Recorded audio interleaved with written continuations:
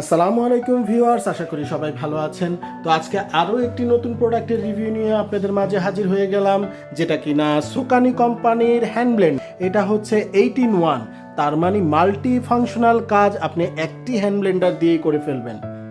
এই প্রোডাক্টের মধ্যে আপনি বিটারে কাজ করতে পারবেন, হ্যান্ড ব্লেন্ডারে কাজ করতে পারবেন, মাংস কিমা করতে পারবেন, সবজি কাটিং করতে পারবেন। এক প্রোডাক্টেই পাচ্ছেন 8 ধরনের কাজ করার সুবিধা।